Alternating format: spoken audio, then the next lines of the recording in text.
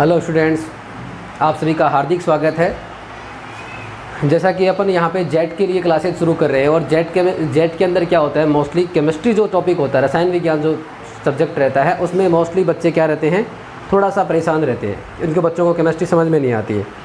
Actual में जब paper की हम बात करते हैं तो पेपर में क्या होता है, जो क्वेश्चंस आते हैं वो बेसिक्स पूछे जाते हैं एग्रीकल्चर वाले बच्चों के लिए।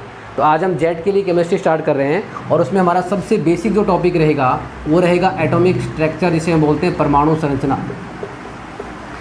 अपना जो टॉपिक स्टार्ट कर रहे हैं वो हमारा क्या रहेगा, एटॉमिक स्ट्रक्चर या परमाणु संरचना। देखना, आपको जो पढ़ाया जाएगा उसको आपको साथ साथ पढ़ते चलना है, आपको हर पॉइंट को ध्यान से देखना है, तो आपको कहीं भी इस टॉपिक में कोई प्रॉब्लम नहीं आने वाली। हम सारे क्वेश्चन जो आए हुए हैं लास्ट में उनको ब्रीफ करेंगे, हम देखेंगे कि कौन कौन से क्वेश्चन यहाँ पे पूछ जाते हैं। तो चलो स्टार्ट करते हैं। सबसे पहले देखो, नाम क्या आ रहा है, एटॉमिक स्ट्रक्चर या परमाणु संरचना। तो हमें ये पता होना चाहिए कि इसमें परमाणु क्या होता है। आपको देखने से पता लग गया होगा कि हम यहाँ पे परमाणु की संरचना की बात कर रहे हैं कि परमाणु जो होता है उसकी संरचना कैसी होती है, उनके अंदर कौन कौन से कण प्रेजेंट होते हैं, जैसे इलेक्ट्रॉन, प्रोटॉन, न्यूट्रॉन, इन सब का मॉडल कैसे बना, परमाणु को हमने कैसे विस्तार से समझा, इन सब के बारे में हम यहाँ पे चर्चा करने वाले हैं। तो सबसे पहले हम बात करते हैं परमाणु की। तो देखो, परमाणु को समझने के लिए एक मैं छोटा सा एग्जाम्पल लेता हूँ। देखो, प्रश्न ये है हमारे पास, निम्न में से कौन सा परमाणु है, निम्न में से कौन सा परमाणु है, निम्न में से कौन सा परमाणु है। आपको मैंने अभी ये पूछा कि परमाणु कौन सा है।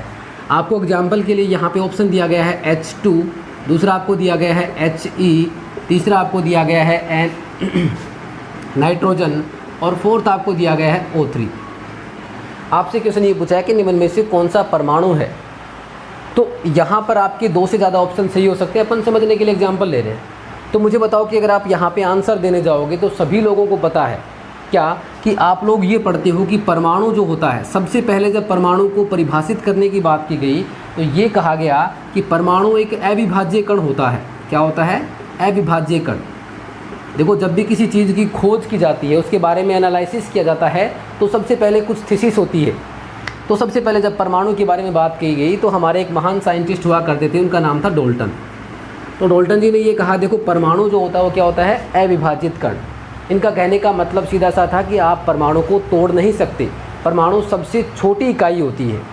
तो इनका कहना क्या था कि परमाणु क्या होता है, सूक्ष्मतम कण होता है, परमाणु सूक्ष्मतम कण होता है। किन के अकॉर्डिंग की बात कर रहे हैं अपन, डाल्टन के अकॉर्डिंग। डाल्टन ने क्या कहा कि परमाणु सबसे सूक्ष्मतम कण होता है जिसे और छोटे भागों में तोड़ा नहीं जा सकता। ये किसका सिद्धांत था? डाल्टन का। जब ये डाल्टन ने दिया तो हम इसको क्या कह देते हैं, डाल्टन का परमाणु सिद्धांत बोल देते हैं। क्या बोलते हैं? डाल्टन का परमाणु सिद्धांत या डाल्टन एटॉमिक थ्योरी। तो देखो, यहाँ से हमें एक बात समझ में आई कि डाल्टन ने केवल ये कह के छोड़ दिया कि परमाणु होता है उसे अपन तोड़ नहीं सकते, मतलब सबसे छोटी जो चीज़ होती है संसार के अंदर वो क्या होती है, परमाणु होती है। तो यहाँ पे परमाणु सबसे सूक्ष्मतम कण हो गया। उसके बाद क्या हुआ कि डाल्टन जी ने दिया तो क्या हो गया, डाल्टन का परमाणु सिद्धांत हो गया। लेकिन हमें सभी पता है, सबको पता है कि डाल्टन का परमाणु सिद्धांत सही नहीं था, क्योंकि डाल्टन के अकॉर्डिंग परमाणु सूक्ष्मतम कण होता है, लेकिन ऐसा नहीं, क्योंकि परमाणु भी जो होता है उसके अंदर बहुत सारे कण प्रेजेंट होते हैं। तो हमारा प्रश्न ये था कि निम्न में से कौन सा परमाणु है। तो हमारा आंसर क्या होगा, देखना, पहला दिया गया H2। क्या दिया गया है? H2। तो देखो, हाइड्रोजन की जब बात करें तो हाइड्रोजन को अपन H से लिखते हैं, ठीक है। यहाँ H2 लिखा हुआ, मतलब यहाँ ऐसे कौन कितने हाइड्रोजन है, 2 हाइड्रोजन। तो मैं लिख दूँ H और H, इन दोनों ने बंद बना रखा है तभी H2 बना है। यहाँ आपका हीलियम है He, सीधा लिखा हुआ है। यहाँ पे केवल आपका नाइट्रोजन है और वहाँ पे कितने ऑक्सीजन हैं, 3 ऑक्सीजन। देखो यहाँ पे कितने ऑक्सीजन परमाणु हैं, तो हमारा आंसर क्या होगा, 3 ऑक्सीजन परमाणु है। लेकिन यहाँ पे अगर आप देखोगे तो कितने नाइट्रोजन परमाणु है, केवल 1 नाइट्रोजन परमाणु है। तो ये कौन है हमारे पास, नाइट्रोजन परमाणु है। ये कौन हमारे पास, हीलियम परमाणु है। लेकिन अगर इसकी बात की जाए तो यहाँ पे अकेला परमाणु नहीं है, 3 परमाणुओं ने मिलकर बनाया है। और जब 3 परमाणु मिलते हैं या 2 परमाणु मिलते हैं तो हमारे पास परमाणु नहीं रह जाता, वो कौन बन जाता है, अणु बन जाता है। क्या बन जाता है, अणु। और इस अणु को हम क्या बोलते हैं, मॉलिक्यूल बोलते हैं। क्या बोलते हैं, मॉलिक्यूल। तो देखो ना, ये वाला जो एग्जाम्पल है वो परमाणु का नहीं हो सकता, क्योंकि परमाणु तो सबसे छोटी इकाई होती है, इसको अपन तोड़ नहीं सकते। किसके अकॉर्डिंग, डाल्टन के अकॉर्डिंग। तो ये कौन हो गया हमारे पास, अणु हो गया। ये ओजोन का अणु हो गया। इसका हो गया ओजोन का। ये वाला किसका अणु हो गया? हाइड्रोजन का अणु हो गया। किसका हो गया? हाइड्रोजन का अणु। तो यहाँ से हमें एक बात जो समझ में आ रही है वो क्या है कि भैया जब परमाणु आपस में मिलते हैं, जब परमाणु आपस में मिलते हैं वो हो सकते हैं आपके पास 2 परमाणु हो सकते हैं आपके पास 3 परमाणु हो, तो वो क्या बनाएंगे? अणु बनाते हैं। क्या बनाते हैं? अणु। तो हम क्या कहते हैं कि परमाणु आपस में मिलकर, परमाणु आपस में मिलकर क्या बनाएंगे भैया? अणु बनाते हैं। और अणु को आपने क्या कहा? अंग्रेजी भाषा में अपन मॉलिक्यूल बोलते हैं। क्या बोलते हैं? मॉलिक्यूल। तो हम क्या कह रहे हैं कि परमाणु आपस में मिलकर क्या बनाते हैं? मॉलिक्यूल बनाते हैं। ये बात समझ में आ गई? अब देखो यहाँ कितने परमाणु मिले हैं? 2 परमाणु मिले हैं। तो ये कौन हो गया? द्विपरमाणु होगी। ये जो आपके पास है हाइड्रोजन, तो हम सभी लोग जानते हैं भैया हाइड्रोजन क्या होती है? गैस होती है। हाइड्रोजन क्या होती है हमारे पास? गैस होती है। सभी लोग जानते हैं ना, हाइड्रोजन गैस होती है। अब आपको पूछा जाए कैसी गैस है, तो कैसी होती है? ये द्विपरमाणु गैस होती है। कैसी होती है? द्विपरमाणु, क्योंकि यहाँ पे 2 परमाणुओं ने मिलकर इसका निर्माण किया। यहाँ पे ओजोन में कितने परमाणु हैं? 3 परमाणु हैं। तो हम क्या कहेंगे? ये कितने हो गया? त्रिपरमाणु गैस हो गई। ये कितनी होगी? त्रिपरमाणु गैस। सभी लोग जानते हैं ना कि ओजोन कहाँ होती है? ओजोन होती है वो समताप मंडल में होती है, जो बाहर से सूर्य से आने वाली पराबैंगनी विकिरणों से रक्षा करती है पृथ्वी की। तो हमने ये समझ में आ गया कि परमाणु क्या होती है? सबसे छोटी इकाई किसके अनुसार? डाल्टन के अनुसार। तो हमें सबसे पहले ये पता होना चाहिए कि परमाणु क्या होता है और अणु क्या होता है। ठीक है, तो सबसे पहले जो परमाणु को बताने की कोशिश की वो किसने की थी? डाल्टन ने। तो अगर आपके पास क्वेश्चन पूछा जाएगा, अगर आपके पास से यहाँ बेसिक क्वेश्चन अगर यहाँ पे पुट होगा, तो वो क्या होगा कि सबसे पहले परमाणु को किसने बताया था, या परमाणु के बारे में जानकारी किसने देने की कोशिश की थी? तो हमारा नाम क्या होता है? डाल्टन। डाल्टन ने क्या कहा था हम जानते हैं?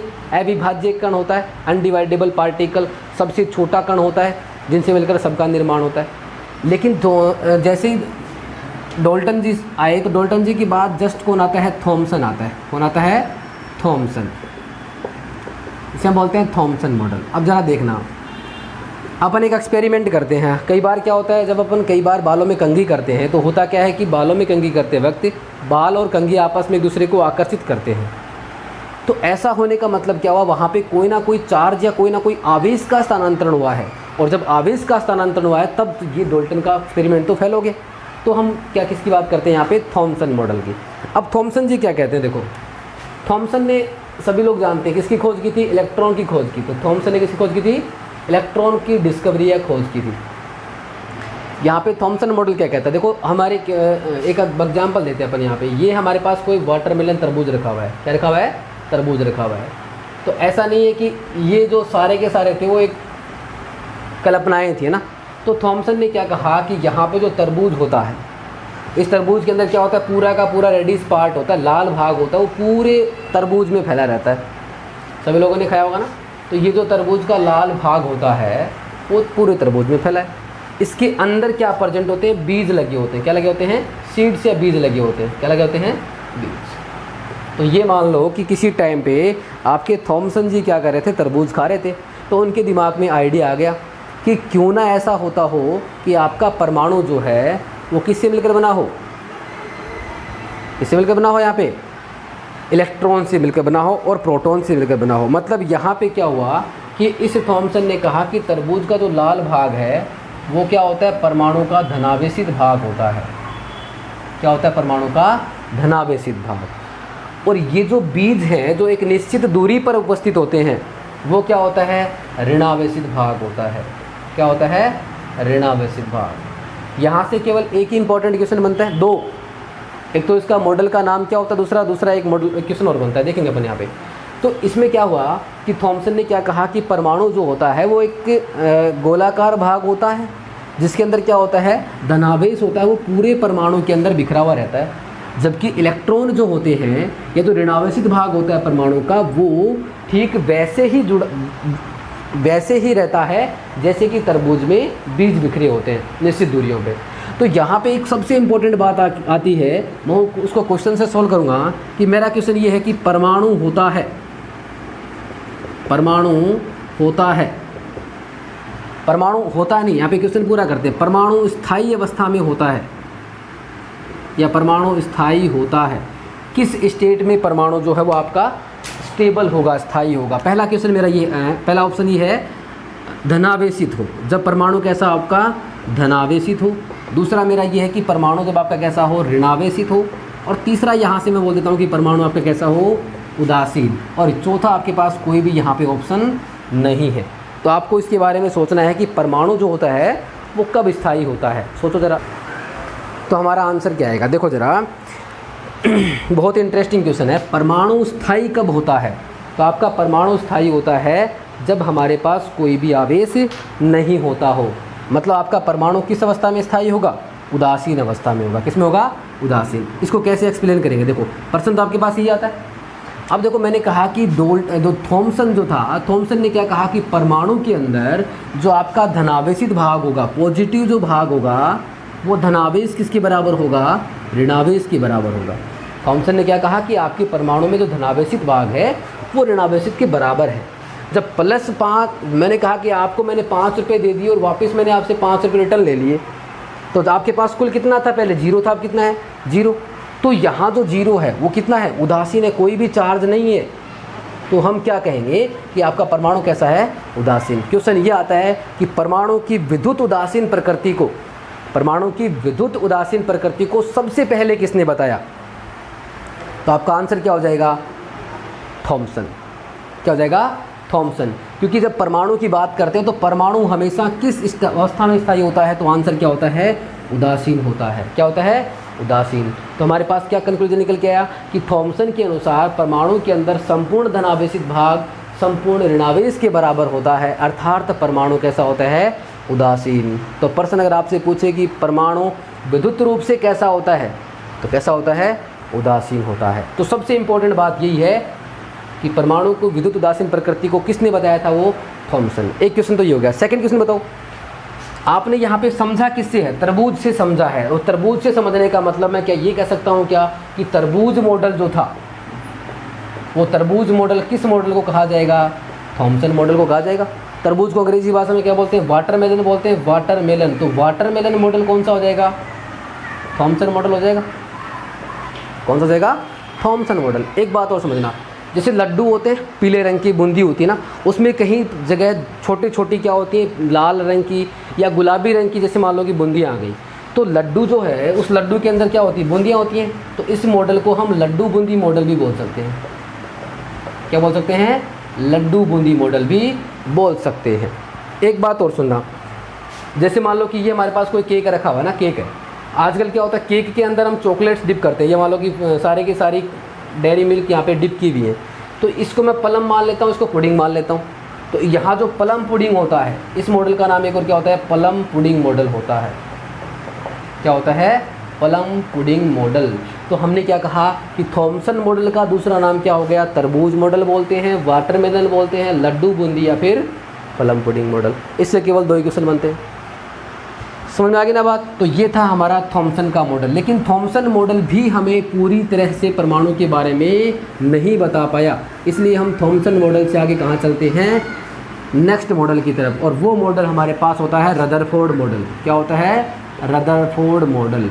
लेकिन मैं आपको बता दूं, रदरफोर्ड मॉडल पढ़ने से पहले हमें परमाणु की कुछ सिंपल जानकारी लेनी है कि परमाणु के अंदर क्या क्या प्रेजेंट होते हैं, क्या क्या नहीं होते। हमें केवल एग्जाम के पॉइंट ऑफ व्यू से पढ़ना है, नॉलेज गेन नहीं करना ज़्यादा। तो हम रदरफोर्ड मॉडल को नेक्स्ट क्लास में देखेंगे। उससे पहले मैं देख लेता हूँ थोड़ा सा परमाणु के बारे में ना,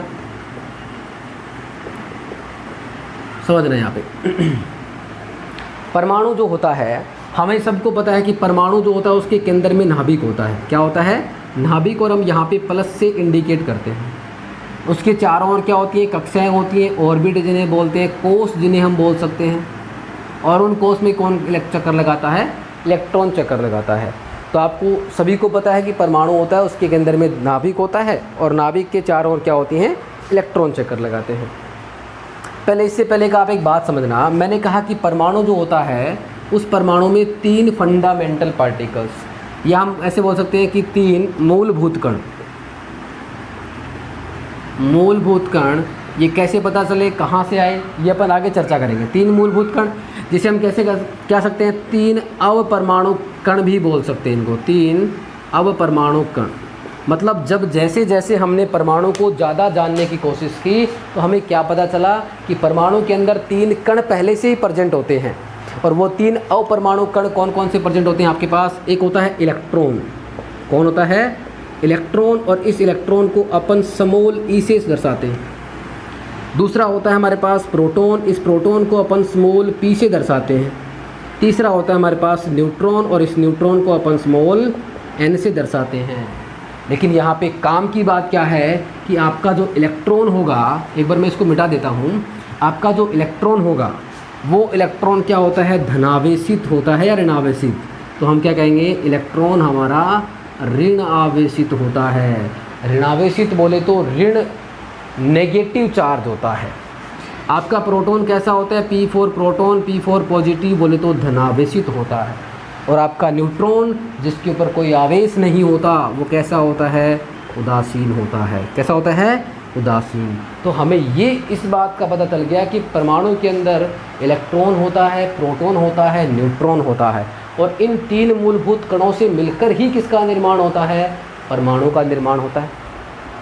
ठीक है। अब मैंने बोल दिया कि आपके पास कोई परमाणु था, वो परमाणु X मान लिया, माना कि कोई हमारे पास X परमाणु है। इस X परमाणु के नीचे Z लिख दिया मैंने, यहाँ पे ऊपर A लिख दिया। तो यहाँ पे इस परमाणु में Z किसको बताता है और यहाँ A किसको बताता है, इसके बारे में अपन यहाँ पे चर्चा करेंगे। तो देखो ज़रा, यहाँ पे जो आपका X परमाणु है उसमें जो Z लिखा हुआ है, मैं कह देता हूँ कि आपके पास Z जो होता है वो दर्शाता है परमाणु क्रमांक को, कि वो परमाणु आवर्त सारणी में कितने नंबर पे आ रहा है, वो बताएगा आपको उसका परमाणु क्रमांक। जैसे हम पैरों में चप्पल पहनते हैं, छोटी चप्पल है, इसका मतलब आप छोटे बच्चे हैं, अगर आप बड़े हो गए हैं तो आपके पैरों में चप्पलों के नंबर भी बढ़ जाते हैं, वो होता है आपका परमाणु क्रमांक। और हम जब भी भार की बात करते हैं तो अपन भार अधिकतर कहाँ रखते हैं? सर के ऊपर रखते हैं। इसका मतलब यहाँ जो A होता है वो A किसको बताता है? परमाणु भार को बताता है। इस परमाणु भार को हम द्रव्यमान संख्या भी बोल सकते हैं, परमाणु भार या द्रव्यमान संख्या। अब समझना यहाँ पे आपने ये तो बोल दिया कि भैया परमाणु के अंदर ये सब चीज़ें होती हैं, लेकिन अगर कोई आपको ये पूछ ले कि परमाणु के अंदर ये सब चीज़ें रहती कहाँ पे हैं, ऐसी कौन सी जगह होती है जहाँ पे हम इन चीज़ों को रख सकते हैं, तो हमें सबको पता है कि परमाणु के केंद्र में धनावेश होता है, नाभिक होता है। क्या होता है? नाभिक होता है, न्यूक्लियस इसे हम बोलते हैं, नाभिक। इसके चारों ओर कक्षाएं होती हैं, जिन कक्षाओं में कौन चक्कर लगाता है? इलेक्ट्रॉन चक्कर लगाता है। कौन लगाता है? इलेक्ट्रॉन। अब ध्यान से समझना, हमने क्या कहा कि आपका जो प्लस दिख रहा है, प्लस का मतलब सीधा सा पता है कि इस नाभिक के अंदर कौन प्रेजेंट होगा। मेरा पहला क्वेश्चन आपसे ये है कि ये परमाणु के अंदर जो प्रेजेंट होते हैं इलेक्ट्रॉन, प्रोटॉन, न्यूट्रॉन, वो कहाँ होते हैं? तो प्लस दिख रहा है कहाँ? बीच में, नाभिक बोलते हैं उसे। इस नाभिक में कौन प्रेजेंट होगा? तो नाभिक में देखो कौन प्रेजेंट होगा? प्लस वाला तो होगा ही होगा, प्लस वाला तो होगा ही होगा। और प्लस वाला कौन है? प्रोटॉन। तो मैं क्या कह सकता हूँ कि आपका जो नाभिक है, आपका जो नाभिक है परमाणु का, उसमें कौन प्रेजेंट है? प्रोटॉन तो प्रेजेंट ही प्रेजेंट है, जिसे अपन स्मॉल p से दर्शाते हैं। अब बताओ क्या इलेक्ट्रॉन हो सकता है क्या? अब ज़रा सोचो, अगर परमाणु के नाभिक में इलेक्ट्रॉन हो गया तो भैया प्रोटॉन पॉजिटिव, इलेक्ट्रॉन नेगेटिव, एक धनावेश एक ऋणावेश, दोनों जुड़ गए तो क्या हो जाएगा हमारे पास? तो आवेश नहीं रहेगा। तो क्या यहाँ पे इलेक्ट्रॉन होता क्या? नहीं। तो हम क्या कहते हैं कि आपका इलेक्ट्रॉन तो बाहर चक्कर लगाता है। तो इस नाभिक में और कौन बच गया? न्यूट्रॉन, जो कैसा होता है? उदासीन। होने और नहीं होने का कोई फ़र्क नहीं पड़ना। तो हम क्या कहेंगे? नाभिक में प्रोटॉन होता है और आपका क्या होता है? न्यूट्रॉन होता है। उस न्यूट्रॉन को अपन N से दर्शाते हैं। तो ये बात होगी भैया किसकी? नाभिक की बात हो गई। और इन प्रोटॉन और न्यूट्रॉन को अगर मैंने मिला दिया तो एक नाम निकल के आता है, यहाँ से न्यूक्लियॉन आ गया। क्या आ गया? न्यूक्लियॉन। तो हम क्या कहेंगे कि नाभिक जो होता है उसमें प्रोटॉन और न्यूट्रॉन उपस्थित होते हैं, और उन दोनों के योग को हम क्या कह देते हैं? न्यूक्लियॉन कह देते हैं। क्या कह देते हैं? न्यूक्लियॉन। अब बात बची किसकी? इलेक्ट्रॉन की। अब ये कहाँ जाएगा? अब ज़रा सोचो, ये प्लस वाला है, किसको बुलाएगा अपने पास? माइनस वाले को। यहाँ जो इलेक्ट्रॉन है, उस इलेक्ट्रॉन और इस नाभिक के बीच में क्या होगा? अट्रैक्शन होगा। क्या होगा? अट्रैक्शन। और अट्रैक्शन बोले तो क्या हो गया? आकर्षण होगा। क्या होगा? आकर्षण। तो ये इस इलेक्ट्रॉन को अपनी ओर आकर्षित करेगा। मतलब हम क्या कह सकते हैं कि परमाणु के अंदर इलेक्ट्रॉन क्या करते हैं? इलेक्ट्रॉन क्या करते हैं, इलेक्ट्रॉन को नाभिक अपनी ओर आकर्षित करता है। तो हम यहाँ कह देंगे कि आपके जो इलेक्ट्रॉन है वो कहाँ घूमते हैं, तो कहाँ घूमेंगे, वर्ताकार कक्षाओं में घूमते हैं, वर्ताकार कक्षाओं में। इन सब की बात अपन आगे करेंगे, कौन सी कक्षाएं होती हैं, कौन सा इलेक्ट्रॉन किस में घूमता है। इन कक्षाओं को अपन कोष भी बोल सकते हैं, या फिर अपन अंग्रेजी में बात करें तो इनको ऑर्बिट भी बोल सकते हैं या सेल भी बोल सकते हैं। एक बार समझना, आगे अपन पूरा पढ़ेंगे क्या ऑर्बिट होता है, क्या सेल होता है। हमने क्या कहा कि इलेक्ट्रॉन जो होता है वो नाभिक के चारों ओर चक्कर लगाता है, और वो क्या होता है, किसी भी अपने कोष या अपने किसी ऑर्बिट या किसी सेल में या किसी कक्षा में चक्कर लगा रहा होता है। तो हमें ये पता चल गया कि इलेक्ट्रॉन कहाँ घूम रहा है, आपका प्रोटॉन कहाँ घूम रहा है, और आपका न्यूट्रॉन कहाँ प्रेजेंट होता है। तो परमाणु की इन सब चर्चाओं के बाद, परमाणु की इन सब चर्चाओं के बाद एक मैं क्वेश्चन पूछता हूँ आपसे। आप आगे जो मॉडल पढ़ने जा रहे हैं वो आपका मॉडल रहेगा रदरफोर्ड मॉडल। उस रदरफोर्ड मॉडल में अगर मैं कहूँ तो सबसे इम्पोर्टेंट बात क्या होती है, वो ये नाभिक होता है। क्या होता है, नाभिक। और क्वेश्चन यहीं से आता है कि नाभिक की खोज करने वाला कौन था, तो हमारा आंसर क्या होता है, रदरफोर्ड। और नाभिक के अंदर कौन प्रेजेंट होता है, न्यूट्रॉन और प्रोटॉन होते हैं। इन दोनों का योग हमारा न्यूक्लियन कहलाता है। अगर इतनी बात आपको समझ में आ गई है तो मैं आगे चलता हूँ। एक बार वापस से मैं रिपीट कर देता हूँ। पैरों में जो होता है वो परमाणु क्रमांक होता है, एटॉमिक नंबर, और सर पे जो होता है वो आपका परमाणु भार होता है। चलो जल्दी से अपन बात कर लेते हैं किसकी, इलेक्ट्रॉन, प्रोटॉन और न्यूट्रॉन की। ठीक है, मैंने कहा कि आपके पास नाभिक में तो कौन हो गया, नाभिक में आपके पास प्रोटॉन हो गया और कौन हो गया, न्यूट्रॉन हो गया, और इन दोनों को आपने मिलाकर क्या बोल दिया, न्यूक्लियन बोल दिया। क्या बोल दिया, न्यूक्लियन। ठीक है, अब मुझे एक छोटी सी बात बताना। आपने कहा कि इलेक्ट्रॉन क्या होते हैं, चारों ओर कक्षाओं में चक्कर लगाते हैं, ये बात आपने बोल दी। अब मैं यहाँ एक छोटा सा एग्जाम्पल ले लेता हूँ, H। क्या लेता हूँ, H। ये H क्या है, हाइड्रोजन परमाणु की बात कर रहा हूँ मैं, ध्यान से सुनना, किसकी बात कर रहा हूँ मैं, हाइड्रोजन परमाणु। ठीक है, अब हम कहेंगे कि इस हाइड्रोजन परमाणु को अगर आप देखोगे तो आपके दिमाग में दो चीज़ें आनी चाहिए, सर पे कितना है और पैर में कितना है, सर पे कितना और पैर में कितना है। तो मैं इसको बढ़ा करके लिख देता हूँ। ये मेरे पास हाइड्रोजन था, सर पे इसके एक होता है, पैर में भी कितना होता है, इसके एक होता है।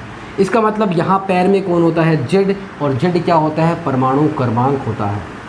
क्या होता है, परमाणु क्रमांक। और इस हाइड्रोजन का परमाणु क्रमांक कितना, ज़रा देख के बताइएगा, कितना है, एक है। और सर पे कौन होता है, ए क्या होता है, परमाणु भार होता है। परमाणु भार कितना, ज़रा इसका बताइएगा, एक होता है। तो हम किसी परमाणु को देखकर उसका क्रमांक कितना है, उसका भार कितना है बता सकते हैं, यहाँ पे लिखा है। ठीक है, अब मुझे एक बात बताओ कि आपने परमाणु को बता दिया कि इलेक्ट्रॉन, प्रोटॉन, न्यूट्रॉन होते हैं, तो इसको देखकर कैसे बताओगे कि कितने इलेक्ट्रॉन हैं, कितने प्रोटॉन हैं और कितने न्यूट्रॉन हैं। तो एक बात ध्यान से सुनिएगा, एक ही लाइन है और सारा आपका सॉल्यूशन हो जाएगा। एक बात ध्यान से क्या सुननी है कि जब भी आप किसी उदासीन परमाणु की बात करोगे, किसकी, उदासीन परमाणु, तो भैया उदासीन है, उदासीन आते ही दिमाग में आ गया कि जितना पॉजिटिव उतना ही कौन है, नेगेटिव है, जितना प्लस उतना ही कौन है, माइनस है। तो जितना प्लस उतना माइनस, तो अपने पास प्लस कौन होता है, प्रोटॉन होता है, और अपने पास माइनस कौन होता है, इलेक्ट्रॉन होता है। तो जब तक आपके पास कोई उदासीन परमाणु है तो प्रोटॉन और इलेक्ट्रॉन दोनों का रहेंगे, बराबर रहेंगे। डायलॉग सुना होगा बचपन में, जब तक सूरज चांद रहेगा भगत सिंह तेरा नाम रहेगा। तो हमें यहाँ पे क्या बात ध्यान रखनी है कि जब तक परमाणु कैसा रहेगा, उदासीन रहेगा। तो हमें ज़्यादा नहीं सोचना, उदासीन है मतलब प्लस बराबर है किसके, माइनस के। हमारे पास प्लस होता है प्रोटॉन और माइनस होता है आपके पास क्या, इलेक्ट्रॉन। तो एक बात याद रखनी है कि जब भी कोई उदासीन परमाणु आ गया तो आपके पास इलेक्ट्रॉनों की संख्या प्रोटॉनों की संख्या के बराबर होती है। अब आपकी बात ये समझ में नहीं आई कि उदासीन तो ठीक है, अगर दूसरा आ गया तो उसकी बात अपन करेंगे। देखो मैंने यहाँ पे लिखा नाइट्रोजन। इस नाइट्रोजन लिखने का मतलब ये है कि इसके ऊपर ना तो कहीं प्लस है और ना कहीं माइनस है। इसका मतलब सीधा सा है, ये कैसा है, उदासीन परमाणु। एग्जाम्पल के लिए बात करें, इस नाइट्रोजन का परमाणु क्रमांक 7 होता है, आवर्त सारणी में ये 7वें नंबर पे आता है। इसके सर पे जो भार होता है वो 14 होता है। कितना होता है, 14 है। तो यहाँ पर अगर मैं इसकी बात करूँ परमाणु क्रमांक की, तो आप कहाँ चलोगे, पैरों में। देखो पैरों में कितना है यहाँ पे 7, तो जेड का मान कितना हो गया, 7 हो गया। तो मैं क्या ऐसा कह सकता हूँ क्या, कि भैया उदासीन परमाणु है, प्रोटॉन किसके बराबर है, इलेक्ट्रॉन के बराबर। तो यहाँ मैं क्या कहूँगा कि आपका जो परमाणु क्रमांक होता है ना, वो परमाणु क्रमांक ही किसके बराबर होगा, प्रोटॉनों और इलेक्ट्रॉनों की संख्या के बराबर। मैंने कहा यहाँ इसका परमाणु क्रमांक 7 है, परमाणु उदासीन है, तो बिना सोचे समझे क्या बोलेंगे, इसमें प्रोटॉन भी 7 है और इसमें न्यूट्रॉन भी कितने हैं, 7 हैं। अगर मैं बात करूँगा ए क्या होता है आपका परमाणु भार, कितना दे रखा है यहाँ पे, पहले से अपने को 14 दे रखा है। तो दो चीज़ें होगी, प्रोटॉन हो गया और सॉरी यहाँ पे इलेक्ट्रॉन होगा, सॉरी प्रोटॉन हो गया, कौन हो गया, इलेक्ट्रॉन। तो प्रोटॉन भी आपके पास 7 हो गए और इलेक्ट्रॉन भी 7 हो गए। क्यों, क्योंकि परमाणु उदासीन है, तो परमाणु क्रमांक ही बराबर होगा प्रोटॉनों की संख्या के और यही बराबर हो जाएगा इलेक्ट्रॉनों की संख्या के। अब देखो 3 पढ़े थे आपने, प्रोटॉन पढ़ लिया, इलेक्ट्रॉन पढ़ लिया, कौन बच गया, न्यूट्रॉन। कौन बच गया, न्यूट्रॉन। और इस न्यूट्रॉन को निकालने के लिए सर पे जो बैठा है ना, उसमें से घटा दो जो पैर में बैठा है। तो सर पे कौन बैठा है, 14 और पैर में कौन बैठा है, 7। तो क्या बोलेंगे अपन, न्यूट्रॉन 14 - 7 = कितना हो जाएगा, 7। मतलब हम किसी भी परमाणु में इलेक्ट्रॉन, प्रोटॉन और न्यूट्रॉनों की संख्या आसानी से बता सकते हैं। चलो इतना तो हो गया ना। अब एक छोटा सा एग्जाम्पल कर लेते हैं, पता लग जाएगा आपको कितना समझ में आ रहा है। ठीक है, जल्दी से देखना। अभी बात उदासीन परमाणु की कर रहे हैं। मैंने यहाँ लिखा लिथियम। लिथियम का परमाणु क्रमांक 3 होता है और परमाणु भार 7। एक बात ध्यान रखना, परमाणु क्रमांक और परमाणु भार में एक छोटा सा वेरिएशन आता है। कुछ परमाणुओं का परमाणु क्रमांक लगभग दुगुना होता है। हमने क्या लिखा, लगभग दुगुना, मीन्स किसी का तो पूरा दुगुना हो सकता है, किसी का लगभग दुगुना भी होता है। कुछ होते हैं जो वेरिएबल या बदलते हुए दर्शाते हैं। मैंने लिखा यहाँ पे सोडियम 11 और 23 होता है। यहाँ पे मैंने लिखा एल्यूमिनियम 13 और 27 होता है। और बेसिक एग्जाम्पल अपन ले लेते हैं, वो हमारे पास है हीलियम 2 और 4। अब देखो इसके पैरों में कितना है, सबके पता है हमें, तो मैं यहाँ लिख दूँ जेड। जेड क्या होता है, परमाणु क्रमांक। इसके पैरों में 3 है, परमाणु क्रमांक 3, पैरों में 11, परमाणु क्रमांक 11, पैरों में 13, परमाणु क्रमांक 13, पैरों में 2, परमाणु क्रमांक 2। यहाँ पर बात करेंगे इसकी ए की, परमाणु भार सर पे कितना है, 7 है, इसके सर पे 23 है, इसके सर पे 27 है और इसके सर पे 4 है। सबको पता चल गया। लेकिन अगर बात करें अपन पी और एन की, P4 क्या होता है, प्रोटॉन, और E4 क्या होता है, इलेक्ट्रॉन, और सबसे लास्ट में किसकी बात करेंगे अपन, न्यूट्रॉन की। तो भैया हम जानते हैं कि परमाणु देखो कहीं प्लस माइनस, कहीं प्लस माइनस दिखा का कुछ नहीं दिख रहा, मतलब कैसा है, उदासीन। और उदासीन परमाणु में परमाणु क्रमांक होता है वही प्रोटॉन की संख्या और वही क्या होगा, इलेक्ट्रॉन की संख्या। बोले तो परमाणु क्रमांक कितना है इसका, 3। बोले तो प्रोटॉन कितने, 3। बोले तो इलेक्ट्रॉन कितने, 3। परमाणु क्रमांक 11, बोले तो प्रोटॉन कितने, 11। बोले तो इलेक्ट्रॉन कितने, 11। परमाणु क्रमांक 13, बोले तो प्रोटॉन 13, इलेक्ट्रॉन 13। परमाणु क्रमांक 2, बोले तो प्रोटॉन 2, इलेक्ट्रॉन 2। यहाँ बचा कौन, न्यूट्रॉन। अरे कुछ नहीं करना, सिर पे बैठा उसमें से पैर वाले को घटा दो। सिर पे बैठा है 7 और 7 में से अगर पैर वाला चला गया कितना बचेगा, 4। सिर पे बैठा है 23, पैर में कितना है 11, कितना बचेगा 12। सिर पे बैठा है 27, पैर में कितना है 13, कितना बचेगा 14। और यहाँ सिर पे बैठा है 4, पैर में कितना 2, कितना बचेगा 2। तो हम किसी परमाणु में इलेक्ट्रॉन, प्रोटॉन और न्यूट्रॉनों की संख्या आसानी से बता सकते हैं। बात समझ में आ गई ना। तो आपने यहाँ पे क्या देखा है अभी कि परमाणु जो होता है उस परमाणु के अंदर 3 मूलभूत कण होते हैं आपके। इलेक्ट्रॉन होता है आपका, प्रोटॉन होता है और कौन होता है, न्यूट्रॉन।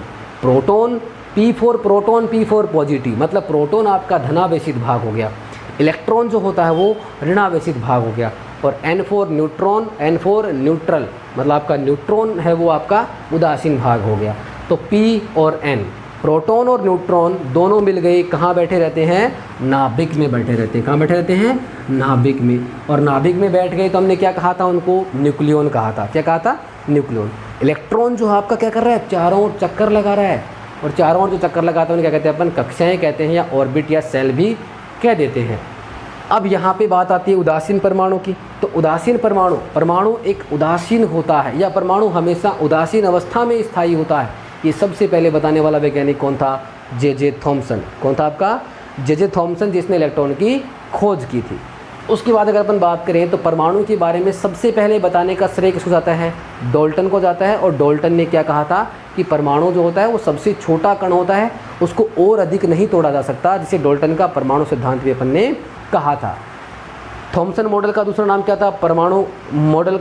थॉमसन का जो परमाणु मॉडल था उसका नाम था तरबूज मॉडल, वाटरमेलन मॉडल, या फिर प्लम पुडिंग मॉडल, या लड्डू बुद्धि सिद्धांत उसको बोल सकते थे। और थॉमसन मॉडल के अकॉर्डिंग परमाणु का पूरा धनावेश भाग जो होता है वो पूरे परमाणु में बिखरा रहता है, और बीज की तरह इलेक्ट्रॉन क्या होते हैं वहाँ पे निश्चित दूरी पर आपस में लगे होते हैं। अर्थात परमाणु का धनावेशित भाग ऋणावेशित के बराबर बोलेंगे तो क्या होगा? कुल उदासीन होता है।